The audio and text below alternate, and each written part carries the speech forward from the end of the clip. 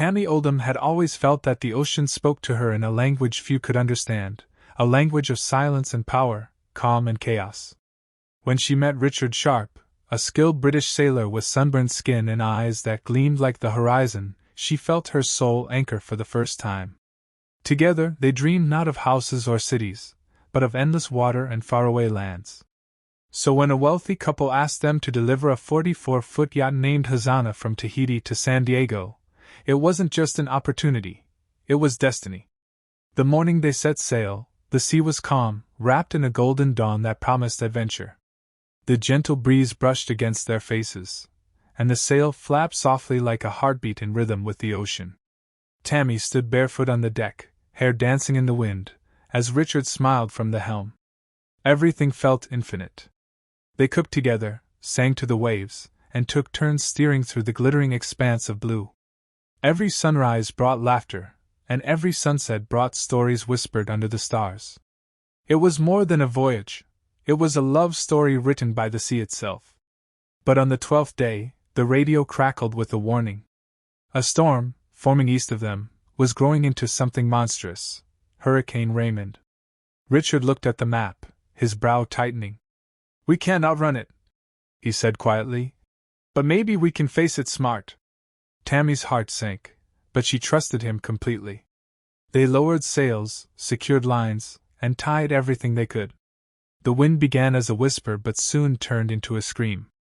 By evening, the sky had changed colors, from soft blue to angry gray, and the waves rose like mountains. The boat tilted and groaned, the ropes straining as if alive. Richard shouted over the roaring wind, "Stay below deck, Tammy!" She obeyed, clutching the cabin walls as every crash of water sounded like thunder tearing the world apart. The night descended, but there was no darkness. Lightning split the sky into pieces, illuminating Richard above, fighting the storm, his body silhouetted against the chaos. Water poured into the cabin, and Tammy pumped it out with shaking hands, praying under her breath. Every second felt like an hour. Then came the roar, the sound of something massive snapping. The mast. It broke like a bone, crashing across the deck. "Richard!" she screamed, but her voice was swallowed by the storm. He looked back once, eyes fierce, then unhooked himself to secure the sail. The next wave came higher than all before it, a wall of water that towered over the yacht. It struck with unimaginable force. The world turned upside down. She felt herself thrown, tumbling through air and salt water, her body spinning until everything went black. When she opened her eyes, she was lying face down in the flooded cabin. Her head throbbed, her ears rang, and the world was eerily silent. The storm had passed. The boat was half sunken, broken but afloat. She pulled herself up, calling Richard's name. Oh! When Martin finally opened his eyes, the world was not the same. The ceiling above him was white, smooth, and lined with faint reflections of light that blinked rhythmically like a heartbeat. His throat felt dry, and every breath sounded like it came from somewhere far away, as if he were underwater. He blinked again, slower this time, trying to remember the last thing he had seen before everything went dark. A cold October night. Tires screeching. A flash of headlights. Then nothing. 19 years had passed since that moment, but to Martin, it felt like a single breath. He didn't know he had been asleep for almost 2 decades. He tried to move his hand, but the effort felt like lifting a mountain.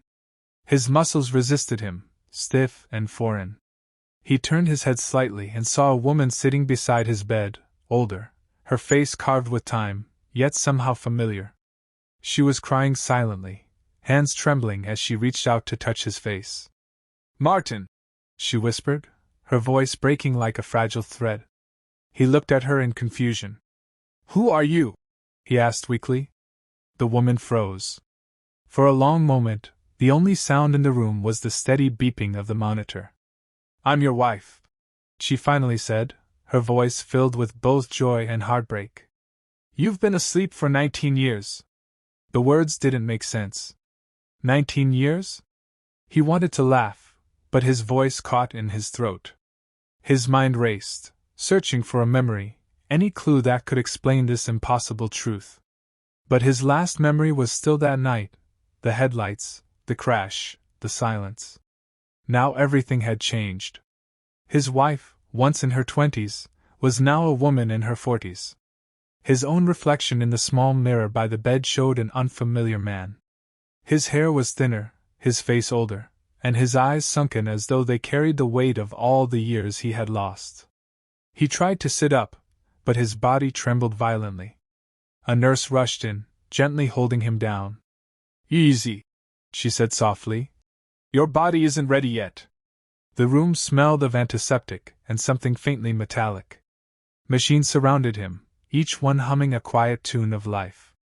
Through the window, the world outside was bright and fast, cars that didn't look like the ones he remembered, people staring at screens he had never seen before, buildings taller and sharper than his imagination could have built. It felt like waking up in the future. When the doctor came in, his tone was gentle but clinical. "Martin, you were in a car accident 19 years ago. You suffered a severe brain injury and fell into a coma. But somehow, your body never gave up." Martin's lips trembled. "And now? Now you're awake," the doctor said, almost in awe. "Against all odds." But being awake didn't mean being alive, not yet. Martin's world was a blur of faces he barely knew, voices that carried pieces of his past. His parents were gone. His younger brother was now a middle-aged man with children of his own. His wife told him stories. 41 days had passed since the storm swallowed her world. Tammy's face was pale, her lips dry and bleeding, her eyes sunken but still burning with determination. Her body was weak, but her spirit refused to surrender. The sea around her had become both her enemy and her home. Every sunrise was a reminder that she had survived another night, and every sunset tested her hope. She had learned to collect rainwater using a small piece of cloth and had mastered the rhythm of the waves to keep her battered yacht moving west. Sometimes she thought she heard Richard's voice whispering, "Keep going, Tam." It wasn't madness, it was survival. It was the echo of love that kept her alive. One morning, as she woke to the blinding light of the sun, she noticed something strange on the horizon. At first, she thought it was a mirage, a shimmer, a trick of light caused by exhaustion. She blinked again and again, but it didn't vanish. It was something solid. Something white. Her heart skipped a beat. She rubbed her eyes and whispered, "No, this can't be real." She reached for the binoculars she had found half broken below deck, and when she focused, her hands began to tremble. It was land. Real land. Her throat tightened with emotion as tears rolled down her salty cheeks. "Oh my God! I made it," she whispered, her voice cracking. But the ocean wasn't going to let her reach it easily. The currents were strong, the yacht's steering was broken, and her energy was fading fast. She tied herself to the broken wheel, used the last bit of her strength to angle the sail, and prayed. The waves fought her, tossing her tiny boat like a toy, but she didn't let go. "I'm not dying here, not now!" she screamed at the sea as if challenging it. Hours later, the yacht scraped against something hard, coral. The shock threw her down, but she didn't care. She had reached the reef near Hilo, Hawaii. She untied herself, crawled to the deck, and jumped into the shallow water, barely able to stand. Every muscle screamed in pain, but her heart was pounding with joy. She dragged herself through the waves until her knees touched sand.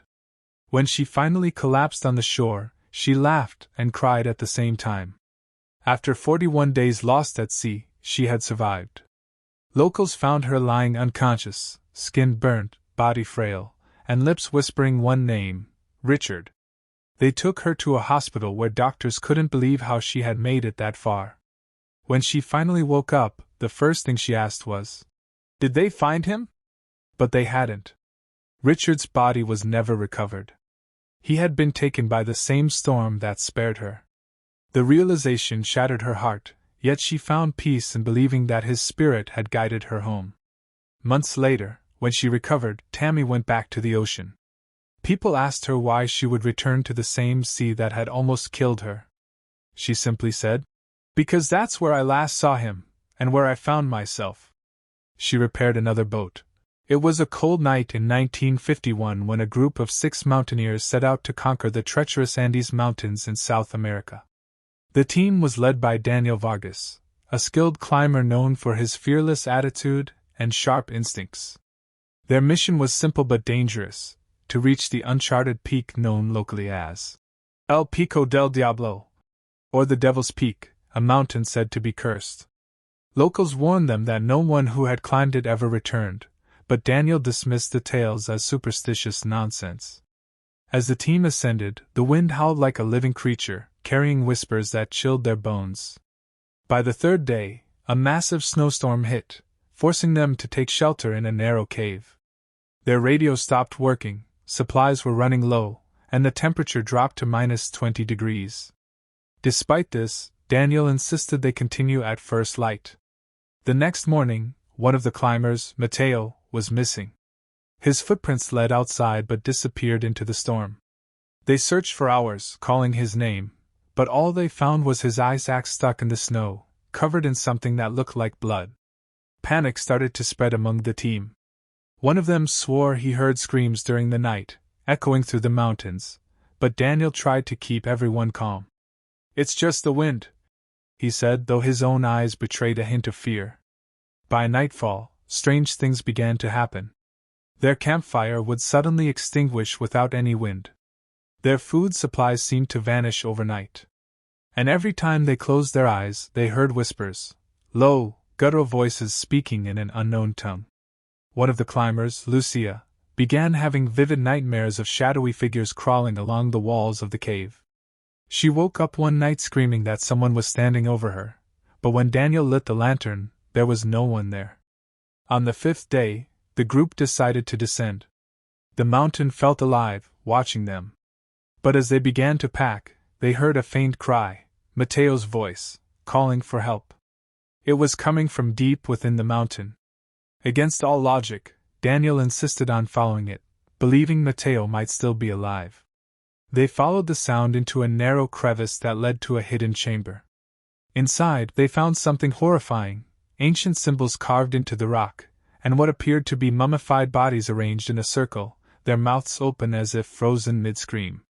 Then they heard it again, that same voice, but this time, it was coming from behind them. The light flickered. Lucia turned around and screamed.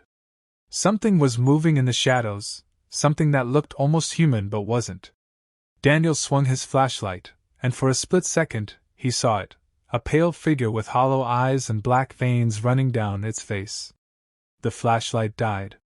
The cave filled with the sound of running footsteps and terrified screams. When Daniel came to, he was alone. Everyone else was gone. His journal, later FO.